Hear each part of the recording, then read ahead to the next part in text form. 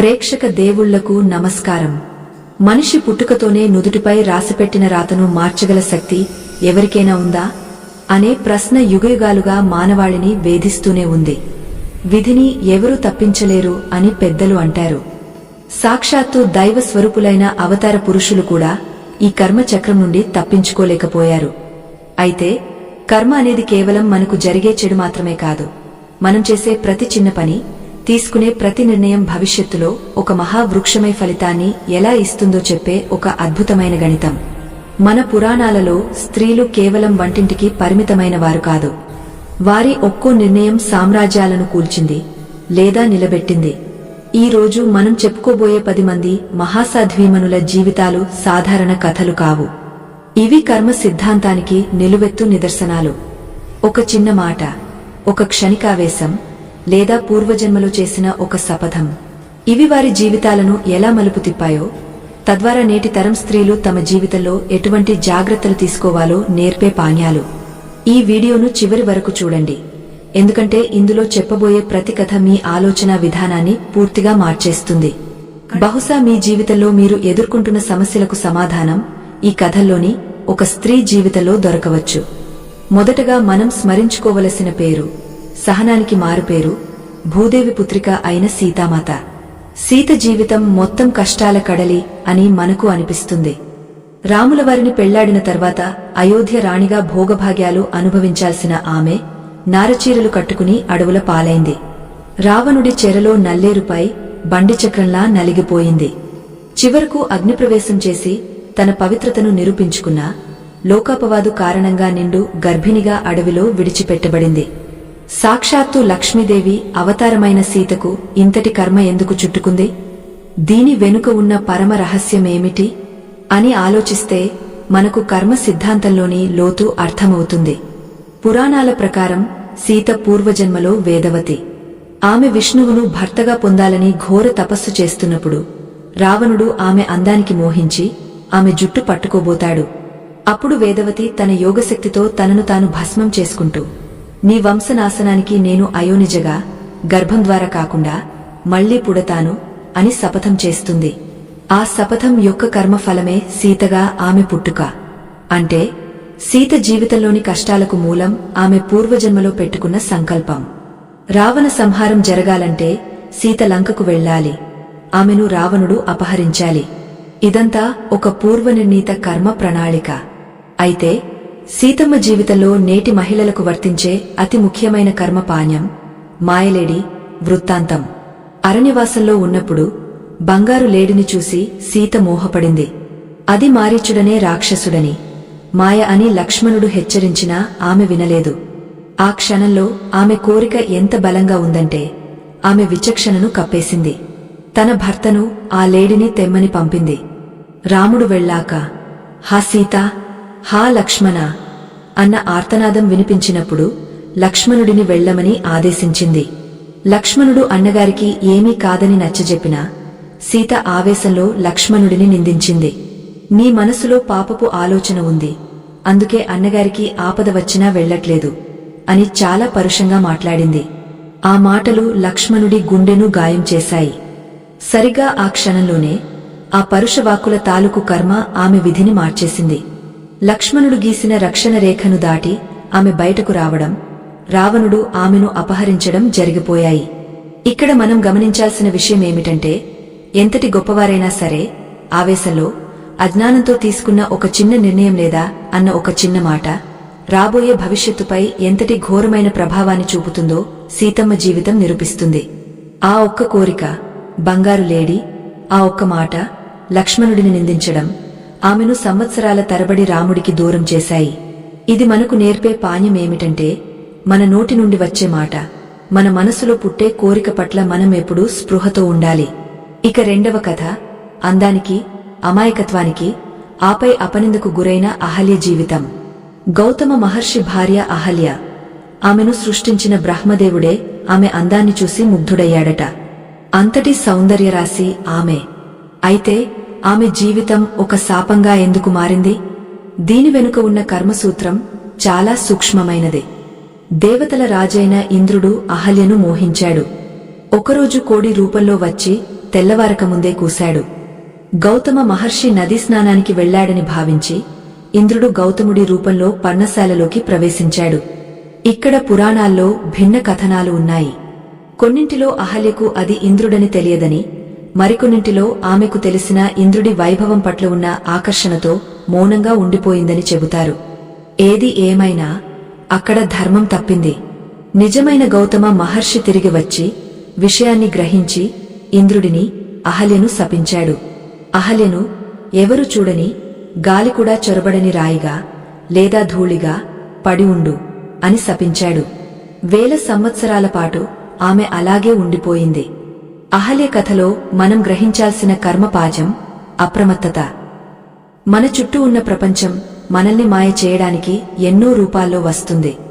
ఒక్కోసారి అది అధికారం రూపంలో, ఒక్కోసారి ధనం రూపంలో, మరొకసారి ఆకర్షణ రూపంలో రావచ్చు. ఆ సమయంలో మన విచక్షణను కోల్పోతే దానికి ఫలితం యుగాల తరబడి అనుభవించాల్సి వస్తుంది. అహల్య చేసిన తప్పు తెలిసి చేసినా తెలియక చేసినా ఆమె తపోశక్తిని, ఆమె పవిత్రతను ఒక్క క్షణంలో మసకబారేలా చేసింది. కాని ఇక్కడ మరో అద్భుతమైన విషయముంది. కర్మలో శిక్షతో పాటు విమోచనం కూడా ఉంటుంది. ఆమె పశ్చాత్తాపం, 1000 ఏళ్ల నిరీక్షణ ఆమె కర్మను ప్రక్షాళన చేశాయి. సాక్షాత్తు శ్రీరాముడి పాదధూళి సోకిన వెంటనే ఆమెకు శాప విమోచనం లభించింది. అంటే మనం చేసిన తప్పుకు ప్రాయశ్చిత్తం చేసుకుంటూ సహనంతో వేచి ఉంటే ఏదో ఒక రూపంలో దైవం మనల్ని కరుణిస్తాడు అని అహల్య జీవితం చెబుతుంది. ఈ రోజుల్లో చాలామంది స్త్రీలు చిన్న తప్పు జరిగిందని జీవితాన్ని అంతం చేసుకుంటారు. కాని అహల్యలా ఓర్పుతూ ఉంటే ఆ కర్మ ఫలితం తీరిపోయి మళ్లీ పవిత్రమైన జీవితం లభిస్తుందని ఈ కథ మనకు ధైర్యాన్ని ఇస్తుంది. ఇప్పుడు మనం మాట్లాడుకోబోయే 3వ స్త్రీ భారతీయ ఇతిహాసంలోనే అత్యంత శక్తివంతమైన, అదే సమయంలో అత్యంత ఆవేదనను అనుభవించిన ద్రౌపది.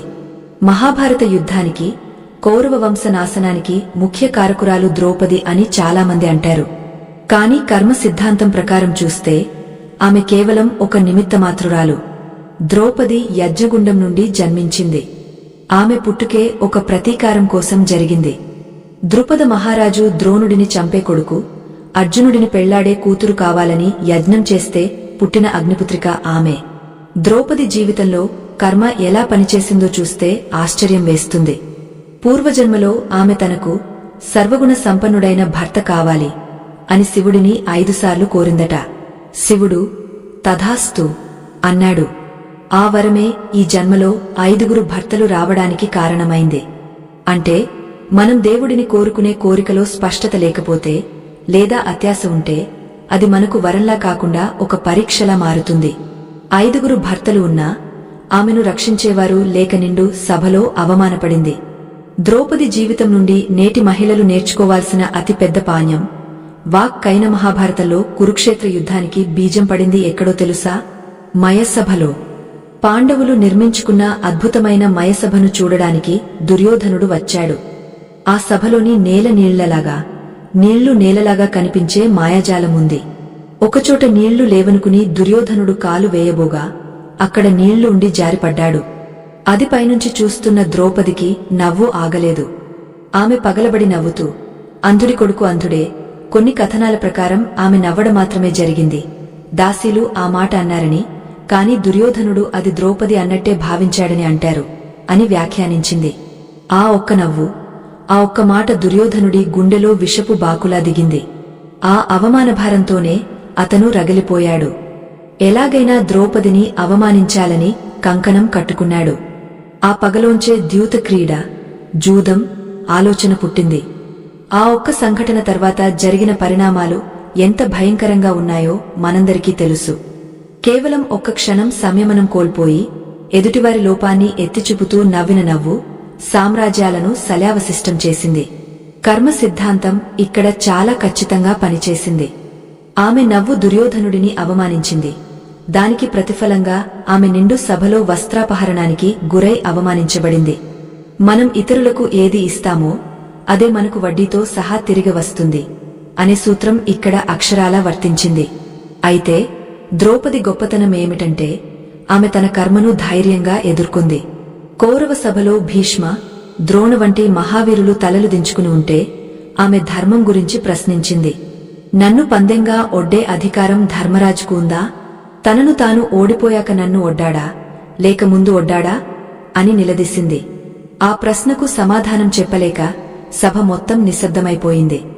ఇక్కడ మనం గమనించాల్సిన మరో కోణం ఆమె భక్తి. ఆపదలో ఉన్నప్పుడు ఆమె తన భర్తలను నమ్మలేదు, తన బలాన్ని నమ్మలేదు. 2 చేతులు పైకెత్తి కృష్ణ, గోవిందా, రక్షించు అని శరణాగతి వేడింది. ఎప్పుడైతే నేను అనే అహంకారాన్ని వదిలి పూర్తిగా దైవానికి అప్పగించుకుందో అప్పుడే అక్షయపాత్రలా చీరలు వచ్చి ఆమె మానాన్ని కాపాడాయి. కర్మ ఎంత బలీయమైనదైనా భగవంతుడి అనుగ్రహముంటే దాని తీవ్రతను తగ్గించుకోవచ్చు అనడానికి ఇది ఉదాహరణ. కాని కథ ఇక్కడితో అయిపోలేదు. కురుక్షేత్ర యుద్ధం ముగిసింది. పాండవులు గెలిచారు. కాని ద్రౌపది ఏం కోల్పోయింది? తన 5 కొడుకులను, ఉపపాండవులను నిద్రలో ఉండగా అశ్వత్థామ దారుణంగా చంపేశాడు. ఒక తల్లిగా ఆమె గర్భశోకం అనుభవించింది. తాను నవ్విన నవ్వుకు, తాను చేసిన ప్రతిజ్ఞకు, దుర్యోధనుడి రక్తంతో జుట్టు తడుపుకుంటానన్న ప్రతిజ్ఞ ఇంత మూల్యం చెల్లించుకోవాల్సి వచ్చింది. ప్రతీకారం తీర్చుకోవడం న్యాయమే కావచ్చు, కాని అది మనశ్శాంతిని ఇవ్వదు అని ద్రౌపది జీవితం చివరి దశలో మనకు బోధిస్తుంది. ఇప్పుడు 4వ కథలోకి వెళ్దాం. ఈమె కథ చాలా విచిత్రమైనది, అలాగే ఆలోచింపజేసేది. ఆమె మరెవరో కాదు, సత్యానికి, పాతివ్రత్యానికి మారుపేరైన గాంధారి. ధృతరాష్ట్రుడి భార్య. ఆమెకు కళ్ళు కనిపిస్తాయి, కాని తన భర్త గుడ్డివాడు కాబట్టి తాను కూడా లోకాన్ని చూడకూడదని కళ్లకు గంతలు కట్టుకుంది. ఇది త్యాగమా లేక అజ్ఞానమా? కర్మ సిద్ధాంతం ప్రకారం దీనిని ఎలా విశ్లేషించాలి? గాంధారి తన జీవితకాలం అంతా కళ్లకు గంతలు కట్టుకుని చీకటిలో బ్రతికింది. ఈ త్యాగం వల్ల ఆమెకు అద్భుతమైన తపోశక్తి వచ్చింది. కాని ఆమె తన కళ్లను మూసుకోవడం వల్ల తన కొడుకులు పెరిగా పెద్దవాళ్లవుతున్న తీరును, వారిలోని దుర్బుద్ధిని చూడలేకపోయింది. ఒక తల్లిగా పిల్లలను గమనించాల్సిన బాధ్యతను భర్త పట్ల ఉన్న అతి ప్రేమ అనే కారణంతో పక్కన పెట్టింది. దీని ఫలితమేమిటి? 100 కొడుకులు కళ్ల ముందే వార్తల ద్వారా వింటూ చనిపోయారు. తన వంశం నాశనమైంది. ఇక్కడ గాంధారి చేసిన కర్మ ఏమిటంటే వాస్తవాన్ని చూడ నిరాకరించడం.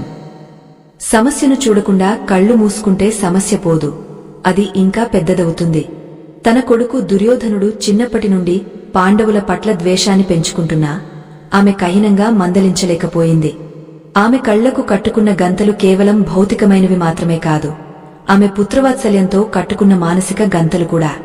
చివరికి యుద్ధం ముగసాక ఆమె శ్రీకృష్ణుడిని శపిస్తుంది. నీకు శక్తి ఉండి కూడా ఈ యుద్ధాన్ని ఆపలేదు, నా వంశాన్ని నాశనం చేశావు, కాబట్టి నీ యాదవ వంశం కూడా ఇలాగే కొట్టుకు చస్తుంది అని శాపం ఇస్తుంది. ఆ శాపం కృష్ణుడికి తగిలింది.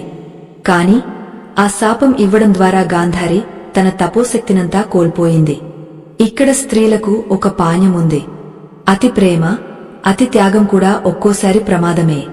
మన కుటుంబ సభ్యులు తప్పు చేస్తున్నప్పుడు ప్రేమ పేరుతో సమర్థించడం లేదా చూడనట్లు ఊరుకోవడం వల్ల భవిష్యత్తులో తీరని నష్టం జరుగుతుంది. గాంధారి జీవితం మనకు నేర్పేది ఇదే. ధర్మం పట్ల గుడ్డిగా ఉండకూడదు, ప్రేమని గుడ్డిగా చూపకూడదు. 5వ కథ. ఒక సాధారణ స్త్రీ, కాని అసాధారణమైన సంకల్ప బలమున్న సావిత్రి కథ. యముడితోనే పోరాడి భర్త ప్రాణాలను దక్కించుకున్న మహామనిషి సావిత్రి. ఈమె కథలో కర్మ సిద్ధాంతం, క్రియమాన కర్మ, ప్రస్తుతం మనం చేసే పని ఎలా ప్రారబ్ధాన్ని, విధిని జయిస్తుందో చూపిస్తుంది. సావిత్రి సత్యవంతుడిని ప్రేమిస్తుంది. కాని నారదుడు వచ్చి, సత్యవంతుడు గుణవంతుడే, కాని అతనికి ఆయుష్షు లేదు, పెళ్లైన ఏడాదిలోపే చనిపోతాడు అని చెబుతాడు. సాధారణంగా ఎవరైనా సరే ఈ మాట వింటే ఆ పెళ్లిని రద్దు చేసుకుంటారు. తెలిసి తెలిసి వైధవ్యాన్ని ఎవరు కోరుకుంటారు? కాని సావిత్రి, నేను మనసులో అతన్ని వరించాను, నా నిర్ణయం మారదు అని ఖచ్చితంగా చెప్పింది. ఇది ఆమె తీసుకున్న అత్యంత సాహసోపేతమైన నిర్ణయం. ఇక్కడ ఆమె విధికి తలవంచలేదు, విధిని ఎదుర్కోవడానికి సిద్ధపడింది. పెళ్లైన తర్వాత ఆమె ఊరికే కూర్చోలేదు. తన భర్త మరణించే రోజు కోసం భయపడుతూ బ్రతకలేదు. ఆ రోజు రాకముందే కఠోరమైన వ్రతాలు చేసింది, తపస్సు చేసింది, శక్తిని కూడగట్టుకుంది. యముడు వచ్చి సత్యవంతుడి ప్రాణాలు తీసుకువెడుతుంటే ఆమె యముడిని వెంబడించింది. తన వాక్చాతుర్యంతో ధర్మబద్ధమైన వాదనలతో యముడిని మెప్పించింది. యముడు ఆమెను భర్త ప్రాణం తప్ప ఏదైనా వరం కోరుకోమంటే ఆమె తెలివిగా, నా మామగారికి చూపు రావాలి, పోయిన రాజ్యం రావాలి, నాకు 100 మంది కొడుకులు పుట్టాలి అని కోరుకుంది.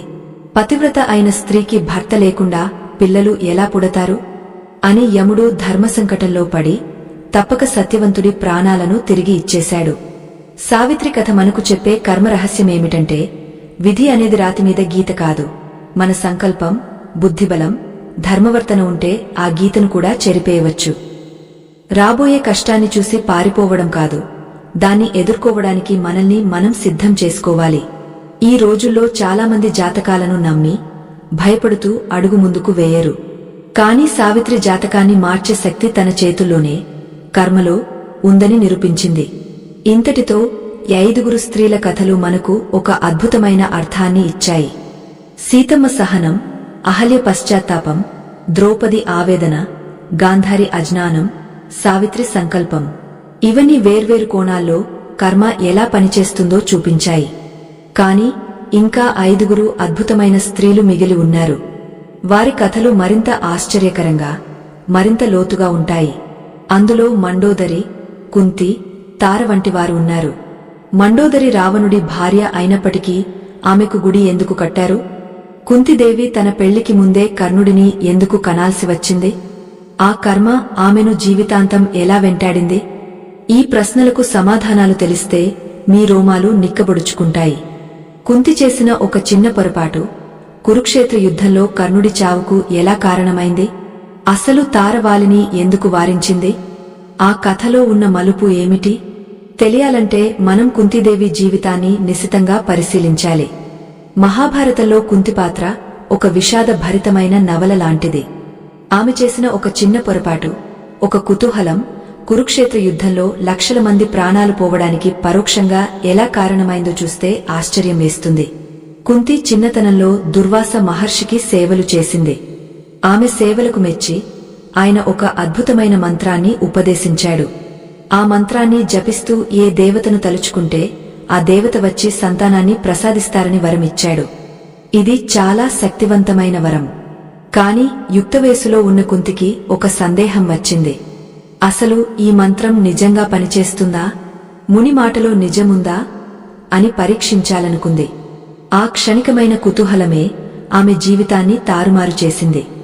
ఆమె సూర్య భగవానుడిని ఆహ్వానించింది. మంత్ర ప్రభావంతో సూర్యుడు ప్రత్యక్షమయ్యాడు. నీ కోరిక మేరకు సంతానాన్ని ఇస్తాను అన్నాడు. కుంతి భయపడిపోయింది. తనకు పెళ్లి కాలేదని, ఇప్పుడు సంతానం కలిగితే లోకం తనను నిందిస్తుందని వేడుకుంది. కాని దైవవాక్కు, మంత్రశక్తి వెనక్కి వెళ్లవు కదా. సూర్యుడు ఆమెకు కర్ణుడిని ప్రసాదించి వెళ్లిపోయాడు. ఇక్కడే అసలైన కర్మ మొదలైంది. చేతిలో బంగారు కవచ కుండలాలతో పుట్టిన బిడ్డ ఉన్నాడు. కాని సమాజం ఏమంటుందో అనే భయం ఆమెను ఆవహించింది. మాతృప్రేమ కంటే లోకనింద భయమే ఆ క్షణంలో ఆమెను గెలిచింది. పసిబిడ్డను ఒక పెట్టెలో పెట్టి నదిలో వదిలేసింది. ఆ బిడ్డను రాధ అనే సూత వనిత పెంచుకుంది. రాజవంశంలో పుట్టాల్సిన కర్ణుడు సూతపుత్రుడిగా పెరిగాడు. జీవితాంతం అవమానాలు ఎదుర్కొన్నాడు. కుంతి చేసిన ఆ పనికి ఫలితం ఆమె జీవితాంతం అనుభవించింది. పాండవులు, కౌరవులు పెరుగుతున్నప్పుడు కర్ణుడు దుర్యోధనుడికి మిత్రుడయ్యాడు. తన కొడుకులే ఒకరినొకరు చంపుకోవడానికి సిద్ధపడుతుంటే కుంతి ఆ నిజాన్ని ఎవరికి చెప్పలేక గుండెల్లో దాచుకుని కుమిలిపోయింది. ఆ రహస్యం ఆమె హృదయాన్ని దహించివేసింది. యుద్ధానికి ముందు ఆమె కర్ణుడి దగ్గరకు వెళ్లి, నేను నీ తల్లిని అని చెప్పినప్పుడు కర్ణుడు అడిగిన ప్రశ్నలకు ఆమె దగ్గర సమాధానం లేదు. అమ్మా, నేను పుట్టినప్పుడు నన్ను వదిలేశావు. ఇప్పుడు అర్జునుడి ప్రాణాలకు ముప్పు ఉందని నన్ను వెతుక్కుంటూ వచ్చావా? నీ స్వార్థం కోసం నా దగ్గరకు వచ్చావా అని కర్ణుడు అడిగినప్పుడు కుంతి పడిన మానసిక వేదన అంతా ఇంతా కాదు. కుంతిదేవి కథ నుండి నేటి తరం స్త్రీలు, యువతులు నేర్చుకోవాల్సిన అతి ముఖ్యమైన పాఠం కుతూహలం మరియు బాధ్యత. చేతిలో అధికారం లేదా స్వేచ్ఛ ఉంది కదా అని దాని పర్యవసానాలు ఆలోచించకుండా ప్రయోగాలు చేయకూడదు. కుంతికి ఆ మంత్రం ఒక వరం, కాని ఆమె అనాలోచిత చర్య వల్ల అది ఒక శాపంగా మారింది. అలాగే మనం చేసిన తప్పును కప్పిపుచ్చుకోవడానికి చేసే ప్రయత్నం భవిష్యత్తులో అది మహావృక్షమై మనల్నే కాటేస్తుంది. కుంతి ఆనాడే ధైర్యంగా ఆ బిడ్డను స్వీకరించి ఉంటే మహాభారత యుద్ధం జరిగి ఉండేది కాదేమో. కర్ణుడు పాండవులకు అండగా ఉండేవాడు, దుర్యోధనుడికి బలం ఉండేది కాదు. అంటే ఒక్క సత్యం దాచడం వల్ల చరిత్ర గతి మారిపోయింది. రహస్యాలు ఎప్పుడూ భారాన్ని మోపుతాయి. ఆ భారం మనశ్శాంతిని దూరం చేస్తుంది. కుంతి రాజమాతగా వెలిగినా ఆమె అంతరాత్మ నిత్యం ఘోషిస్తూనే ఉంది. చివరికి ఆమె తన కొడుకుల రాజభోగాలను వదిలి అడవుల్లో కాలి బూడిదైపోయింది. అధికారం, సంపద, గౌరవం ఏవీ మన కర్మఫలాన్ని ఆపలేవని ఆమె జీవితం నిరూపిస్తుంది. ఇక 6వ కథ రాక్షస జాతిలో పుట్టిన దైవత్వంతో జీవించిన మహా సాధ్వి మండోదరి. రావణాసురుడి భార్య మండోదరి మయబ్రహ్మ కూతురు. ఆమె సౌందర్యం గురించి రామాయణంలో హనుమంతుడే ఆశ్చర్యపోయాడు. సీతమ్మను వెతుకుతూ లంకా నగరంలోకి వచ్చిన హనుమంతుడు నిద్రిస్తున్న మండోదరిని చూసి ఈమె సీత ఏమో అని పొరబడ్డాడట. అంతటి దివ్య తేజస్సు ఆమెది. కాని ఆమె జీవితం ఒక సందిగ్ధ స్థితిలో సాగింది. రావణుడు గొప్ప శివభక్తుడు, వేదాలు చదివిన పండితుడు. కాని పరస్త్రీ వ్యామోహం అనే ఒక బలహీనత అతన్ని పతనం వైపు నడిపించింది. మండోదరి ఒక పతివ్రతగా తన ధర్మాన్ని పాటిస్తూనే రావణుడికి హితవు చెప్పడానికి ఎప్పుడూ ప్రయత్నించేది. సీతను అపహరించుకు వచ్చినప్పుడు, నాథా, పరస్త్రీని కోరుకోవడం పాపం. సీత సామాన్యురాలు కాదు, అగ్నిశిఖ. ఆమెను తిరిగా రాముడికి ఇచ్చేయండి. మన కులాన్ని నాశనం చేయకండి అని కాళ్లావేళ్లా పడి బ్రతిమిలాడింది. కాని రావణుడు వినలేదు. ఇక్కడ మండోదరి కర్మ ఏమిటి? ఆమె మంచిది, ధర్మాత్మురాలు. కాని ఆమె భర్త అధర్మ మార్గంలో ఉన్నాడు. ఒక భార్యగా ఆమె అతన్ని వదిలేయలేదు, అలాగని అతని పాపంలో భాగం పంచుకోలేదు. ఇది చాలా కష్టమైన పరిస్థితి. దీనినే ధర్మ సంకటం అంటారు. ఆమె రావణుడి వెంటే ఉంది. చివరి వరకు అతన్ని మార్చడానికి ప్రయత్నించింది. కాని రావణుడి కర్మ బలీయమైనది కాబట్టి ఆమె ప్రయత్నం ఫలించలేదు. మండోదరి జీవితం నుండి మనం గ్రహించాల్సిన విషయమేమిటంటే సహవాస దోషం. మనం ఎంత మంచివారమైనా మనం ఎవరితో కలిసి జీవిస్తున్నామో వారి కర్మ ప్రభావం మనమీద ఖచ్చితంగా పడుతుంది. మండోదరి ఏ పాపం చేయకపోయినా రావణుడి భార్య కావడం వల్ల ఆమె యుద్ధ వినాశనాన్ని చూడాల్సి వచ్చింది. తన కళ్ల ముందే భర్తను, కొడుకులను, బంధువులను పోగొట్టుకుంది. అయితే మండోదరి గొప్పతనం ఆమె విచక్షణలో ఉంది. రావణుడు చనిపోయిన తర్వాత ఆమె రాముడిని దూషించలేదు. రాముడు సాక్షాత్తు పరమాత్ముడు. నా భర్త ఇంద్రియాలను జయించలేకపోయాడు, అందుకే చనిపోయాడు అని నిజాన్ని గ్రహించింది. ఒక స్త్రీకి ఉండాల్సిన నిజమైన శక్తి శారీరక బలం కాదు, మానసిక ధైర్యం మరియు సత్యాన్ని అంగీకరించే గుణం. నేటి సమాజంలో చాలామంది స్త్రీలు తమ భర్తలు లేదా పిల్లలు తప్పు చేస్తున్నప్పుడు వారిని వెనకేసుకు వస్తుంటారు. కాని మండోదరి అలా చేయలేదు. ఆమె రావణుడి తప్పును తప్పుగానే చెప్పింది. ఒకవేళ రావణుడు ఆమె మాట విని ఉంటే లంక బంగారంలా ఉండేది. కాని వినలేదు. మండోదరి కథ మనకు చెప్పేది ఒక్కటే, మన కుటుంబ సభ్యులను ధర్మ మార్గంలో నడిపించే బాధ్యత ఇంటి ఇల్లాలిదే. వారు వినకపోయినా చెప్పడం మానకూడదు.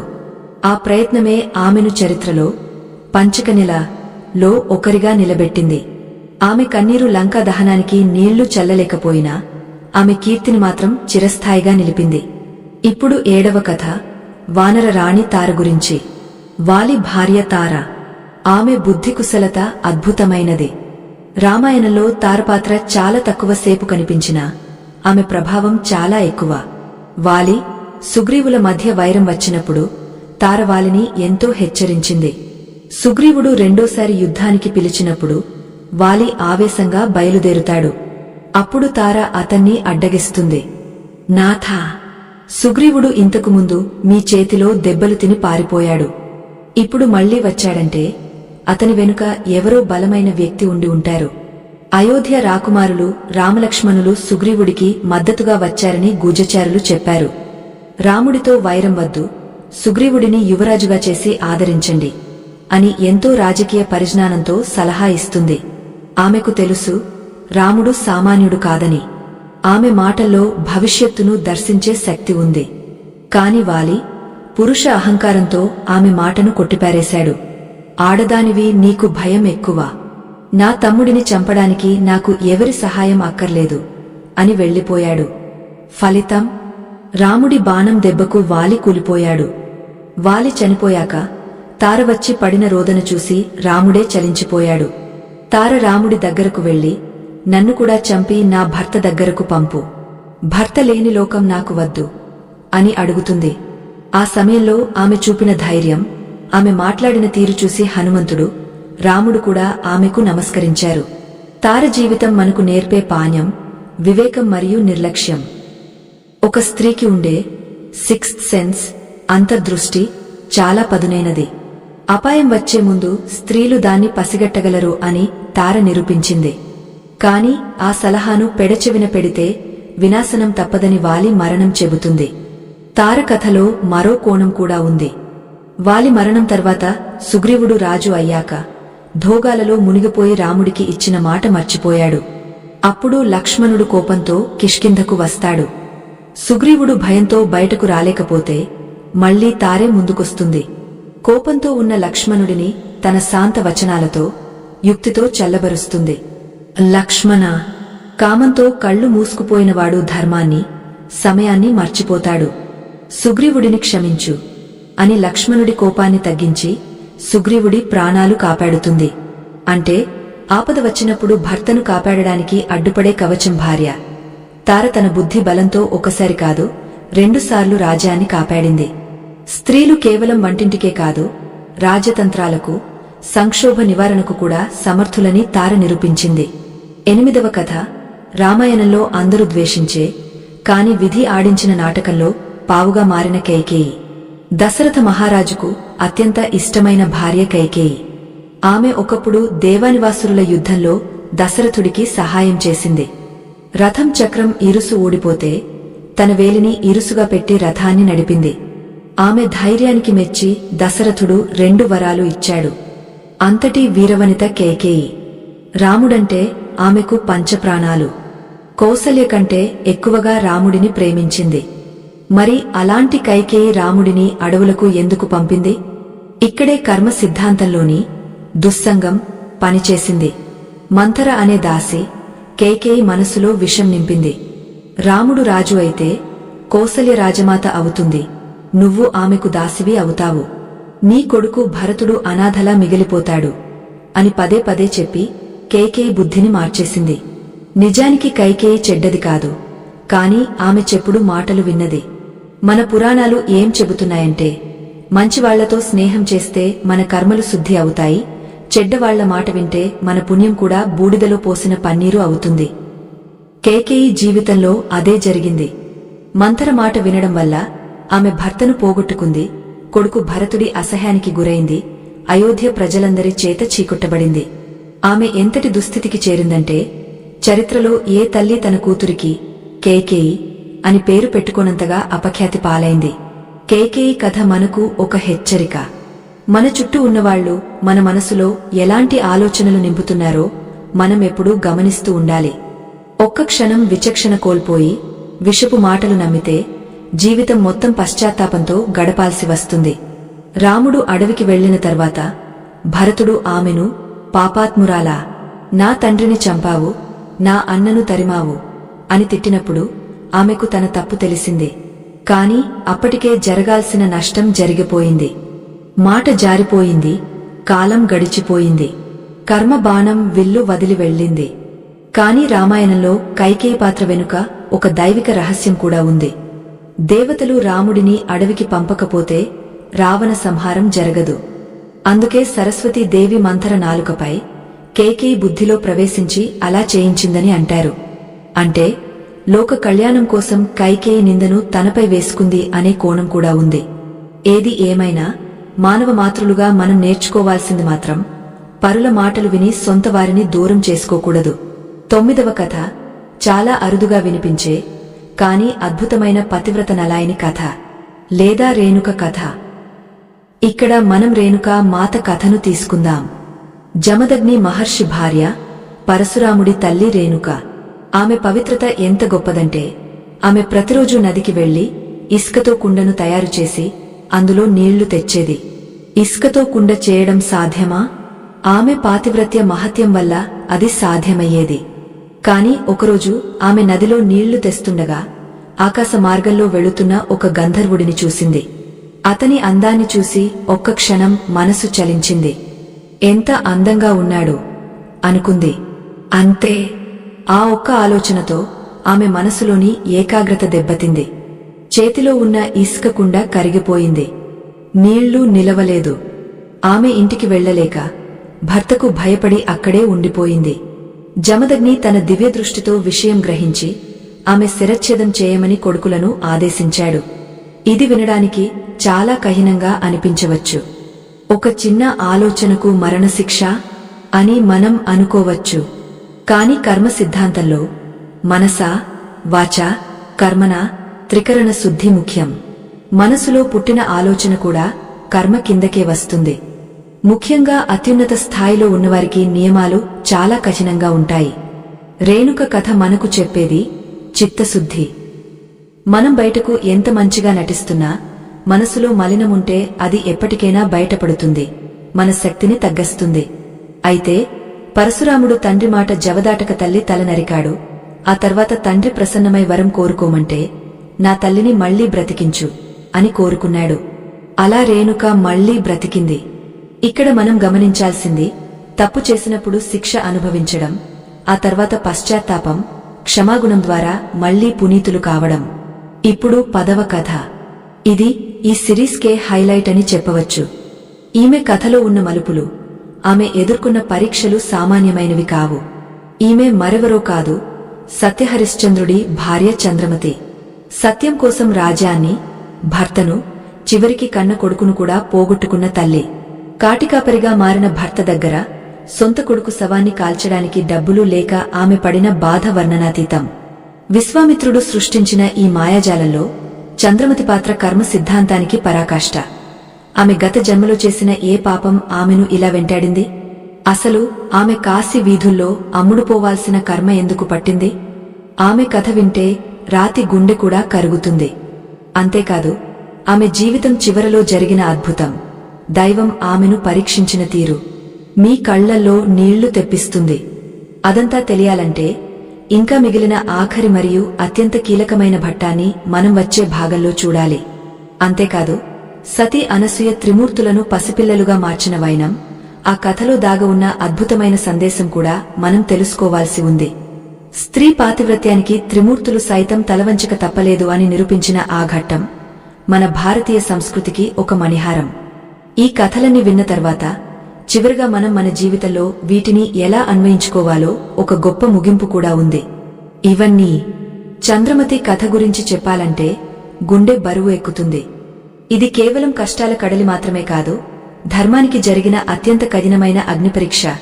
సత్యహరిశ్చంద్రుడు తన సత్యవాక్ పరిపాలన కోసం ఇచ్చిన మాటకు కట్టుబడి రాజ్యాన్ని విశ్వామిత్రుడికి ధారాదత్తం చేసిన తర్వాత వారణాసి, కాశీ నగరానికి చేరుకుంటాడు.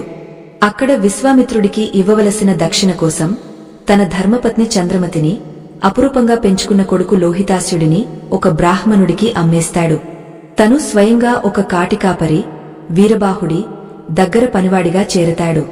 ఒక మహారాణి, రాజకుమారుడు ఇతరుల ఇళ్లలో బానిసలుగా, పనివారిగా మారడం ఎంతటి దుర్భరమైన కర్మనో ఒక్కసారి ఆలోచించండి.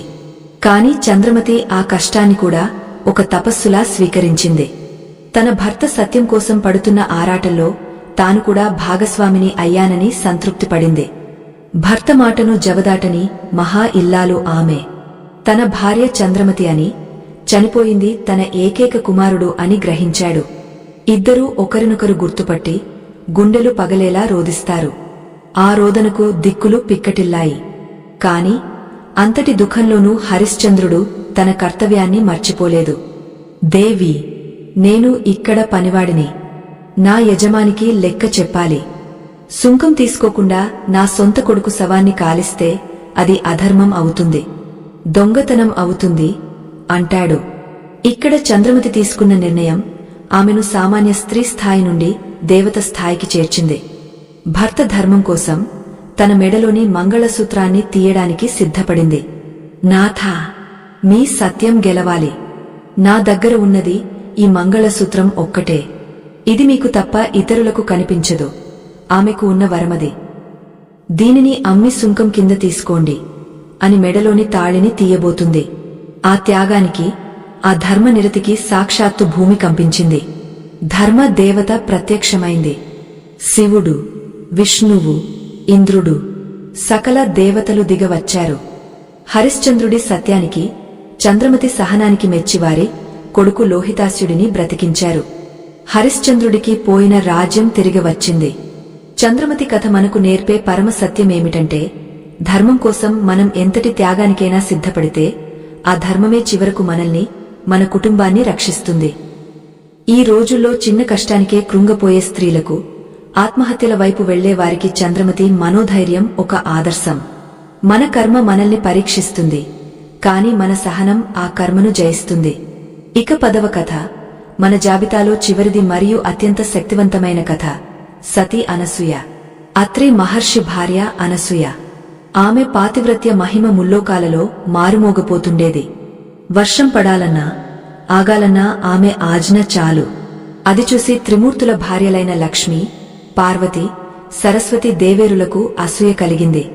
భూలోకంలో ఒక మానవ స్త్రీ మాకంటే గొప్పదా అని కోపంతో తమ భర్తలైన బ్రహ్మ, విష్ణు, మహేశ్వరులను పంపి అనసూయ పాతివ్రత్యాన్ని పరీక్షించమని, ఆమె వ్రతాన్ని భంగం చేయమని కోరారు. భార్యల మాట కాదనలేక త్రిమూర్తులు మారువేషంలో అత్రి ఆశ్రమానికి వచ్చారు. అప్పుడు అత్రి మహర్షి ఇంట్లో లేరు. అనసూయ వారికి అతిథి మర్యాదలు చేసింది. భోజనం వడ్డించబోతుండగా వారు ఒక విచిత్రమైన, భయంకరమైన షరతు పెట్టారు. అమ్మా, నీవు మామూలుగా వడ్డిస్తే మేము తినము. నీ ఒంటిపై నూలుపోగు లేకుండా దిగంబరంగా మాకు వడ్డిస్తేనే మేము ఆరగస్తాము, లేదంటే ఆకలితో వెళ్లిపోతాము అన్నారు. ఏ స్త్రీకైనా ఇంతకంటే అవమానకరమైన, క్లిష్టమైన పరిస్థితి ఉండదు. వచ్చిన అతిథిని ఆకలితో పంపితే గృహస్థ ధర్మం పాడవుతుంది, పాపం చుట్టుకుంటుంది. అలాగని పరాయి పురుషుల ముందు దిగంబరంగా నిలబడితే ఇన్నాళ్లు కాపాడుకున్న పాకాని విధి చిన్నచూపు చూడలేదు. ఆమె కర్మ ఇంకా తీరలేదు. అది ఇంకా పెద్ద పరీక్ష పెట్టింది. ఒకరోజు బ్రాహ్మణుడి ఇంటి తోటలో దర్భలు కోస్తున్న పసివాడు లోహితాస్యుడిని కాలసర్పం కాటువేసింది. ఆ విషం తలెక్కి ఆ పసివాడు అక్కడికక్కడే ప్రాణాలు వదిలాడు. బానిసత్వంలో ఉన్న చంద్రమతికి ఈ వార్త పిడుగులా తగిలింది. కనీసం ఏడవడానికి కూడా యజమాని అనుమతి కావాలి. పని అంతా పూర్తిచేసి రాత్రివేళ భయంకరమైన చీకటిలో, జోరున కురుస్తున్న వర్షంలో తన కొడుకు శవాన్ని ఎత్తుకుని ఒంటరిగా శ్మశానానికి బయలుదేరింది. ఆ దృశ్యం తలుచుకుంటేనే రాతి గుండె కూడా కరుగుతుంది. ఒకప్పుడు పట్టుపాన్పులపై పవళించిన రాకుమారుడు ఇప్పుడు తల్లి చేతుల్లో నిర్జీవంగా వేలాడుతున్నాడు. ఆ తల్లి గుండెకోత ఆకాశాన్ని కూడా ఏడిపించింది. అర్ధరాత్రి వేళ శ్మశానానికి చేరుకుంది. అక్కడ కాటికాపరిగా ఉన్నది తన భర్త హరిశ్చంద్రుడే అని ఆమెకు తెలియదు. కాలం, కష్టాలు అతని రూపాన్ని అంతలా మార్చేశాయి. అలాగే ఆ వర్షంలో వచ్చిన స్త్రీ తన భార్య అని, ఆ శవం తన కొడుకుదని హరిశ్చంద్రుడికి కూడా తెలియదు. విధి ఆడిన వింత నాటకమిది. హరిశ్చంద్రుడు తన ధర్మానికి కట్టుబడి ఆ స్త్రీని అడ్డుకున్నాడు. కాటి సుంకం, డబ్బు చెల్లిస్తేనే దహన సంస్కారాలు జరపనిస్తాను, లేదంటే లేదు అని నిష్కర్షగా చెప్పాడు. అప్పుడు చంద్రమతి, అయ్యా, నా దగ్గర చిల్లిగవ్వలేదు, నేనొక దాసిని. నా కొడుకు అనాథలా చనిపోయాడు. దయచేసి కాల్చడానికి అనుమతించు అని కాళ్లావేళ్లా పడి బ్రతిమిలాడింది. కాని హరిశ్చంద్రుడు, యజమాని ఆజ్ఞ లేనిదే నేను ఏమీ చేయలేను, ధర్మం తప్పలేను అని ఖచ్చితంగా చెప్పాడు. అప్పుడు చంద్రమతి తన గతాన్ని, తన కష్టాలను చెప్పుకుంటూ భోరున ఏడ్చింది. ఆ గొంతు విని, ఆ కథలోని సంఘటనలు విని హరిశ్చంద్రుడు ఉలిక్కిపడ్డాడు. ఆమె తివ్రత్యం బూడిదలో కలుస్తుంది. దీనినే ధర్మ సంకటం అంటారు. కాని అనసూయ ఏమాత్రం తొట్రుపడలేదు. ఆమె కర్మ సిద్ధాంతాన్ని, తన ఆత్మశక్తిని పూర్తిగా నమ్మింది. ఆమె తన భర్త పాదాలను స్మరించుకుంది. నా మనసులో ఎలాంటి వికారము లేకపోతే, నా భర్త పాదసేవలో పుణ్యమే ఉంటే, నా దృష్టిలో కామ వాంఛ లేకపోతే ఈ ముగ్గురు పసికందులుగా మారిపోదురుగాక అని తన భర్త పాదతీర్థాన్ని వారిపై చల్లింది. అంతే. సృష్టికర్త, స్థితికర్త, లయకర్త అయిన ఆ త్రిమూర్తులు వెంటనే కేర్ కేర్ మంటూ ఏడ్చే పసిపిల్లలుగా మారిపోయారు. అప్పుడు అనసూయ మాతృమూర్తిగా మారి దిగంబరంగానే వారిని ఒడిలోకి తీసుకుని పాలు పట్టింది, ఉయ్యాల ఊపింది. జగత్తును శాసించే దేవుళ్లే ఆమె పాతివ్రత్యానికి, మాతృత్వానికి దాసోహమై పసిబిడ్డలైపోయారు. ఇది భారతీయ స్త్రీ శక్తికి నిదర్శనం. చివరకు విషయం తెలుసుకున్న ముగ్గురు అమ్మవార్లు లక్ష్మీ, పార్వతి, సరస్వతి పరుగున వచ్చి అనసూయ కాళ్లపై పడి క్షమించమని, తమ భర్తలను తిరిగి ఇవ్వమని వేడుకున్నారు. అనసూయ వారిని మన్నించి త్రిమూర్తులకు నిజరూపం ప్రసాదించింది. దానికి మెచ్చిన త్రిమూర్తులు ఆమెకు దత్తాత్రేయుడిగా జన్మించారు.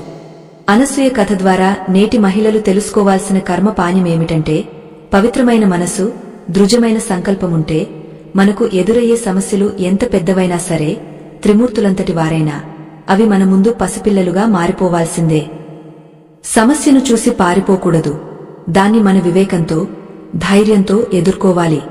మనం ఇప్పటివరకు చెప్పుకున్న ఈ 10 మంది స్త్రీలు సీత, అహల్య, ద్రౌపది, గాంధారి, సావిత్రి, కుంతి, మండోదరి, తార, చంద్రమతి, అనసూయ వీరందరూ కేవలం పురాణ పాత్రలు మాత్రమే కాదు, మన నిత్య జీవితంలో మనకు ఎదురయ్యే పరిస్థితులకు, మన మనసులో కలిగే భావాలకు ప్రతీకలు. సీతమ్మ మనకు సహనాన్ని నేర్పింది. అహల్య పశ్చాత్తాపం ద్వారా మనిషి ఎలా శుద్ధి అవ్వొచ్చో చూపింది. ద్రౌపది అన్యాయంపై ప్రశ్నించడాన్ని మరియు ఆపదలో దైవ శరణాగతిని నేర్పింది. సావిత్రి విధిని ఎదిరించే సంకల్ప బలాన్ని ఇచ్చింది. గాంధారి జీవితం గుడ్డి ప్రేమ వద్దని హెచ్చరించింది. కుంతి జీవితం రహస్యాలు ఉంచుకోవద్దని, అవి మనశ్శాంతిని చంపేస్తాయని చెప్పింది. మండోదరి దుష్ట సాంగత్యంలో కూడా ధర్మంగా ఎలా ఉండాలో చూపించింది. తార సమయస్ఫూర్తిని నేర్పింది. చంద్రమతి సత్యం కోసం నిలబడమని నిరూపించింది. అనసూయ శీలమే స్త్రీకి శ్రీరామరక్ష అని చాటి చెప్పింది. కర్మ అనేది ఒక చక్రం లాంటిది.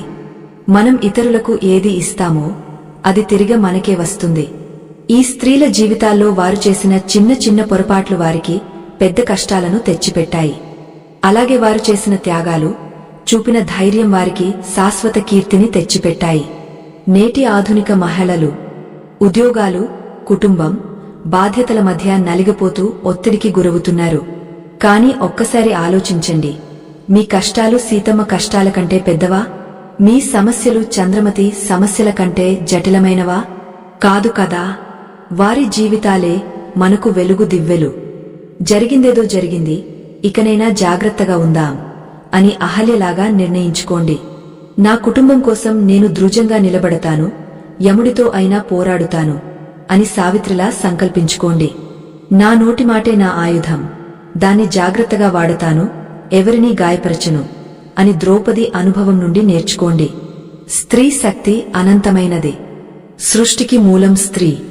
ఆమె తలుచుకుంటే ఇంటిని దేవాలయం చేయగలదు. మీ తలరాతను మార్చుకునే శక్తి మీ చేతి రేఖల్లో లేదు, మీ ప్రవర్తనలో, మీ నిర్ణయాల్లో ఉంది. మీ కర్మను మీరే లిఖించుకోండి. ధర్మబద్ధమైన జీవితం, స్వచ్ఛమైన మనస్సు, తోటివారికి సహాయం చేసే గుణం, ఇవే మీ తలరాతను మార్చే ఆయుధాలు. ఈ వీడియోలోని కథలు విన్న తర్వాత మీలో ఏ ఒక్కరి ఆలోచన విధానం మారినా మా ఈ ప్రయత్నం ఫలించినట్టే. ఈ 10 మందిలో ఎవరి కథ మిమ్మల్ని ఎక్కువగా కదిలించింది? ఎవరి జీవితం నుండి మీరు స్ఫూర్తి పొందారు? దయచేసి కింద వ్యాఖ్యల రూపంలో తెలియజేయండి. మీ స్పందన మాకు ఎంతో విలువైనది. అది మాకు మరింత శక్తిని ఇస్తుంది. మా ఈ చిన్ని ప్రయత్నం, ఈ ఆధ్యాత్మిక విశ్లేషణ మీకు నచ్చినట్లయితే దయచేసి ఈ వీడియోను మీ మిత్రులకు, బంధువులకు, ముఖ్యంగా మీ కుటుంబంలోని ప్రతి స్త్రీ మూర్తికి పంపించండి చేయండి.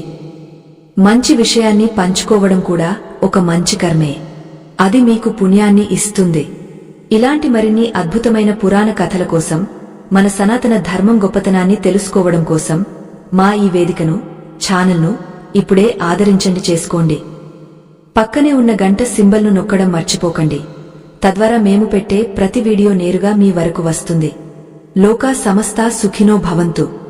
సర్వే జనా సుఖినో భవంతు. స్వస్తి.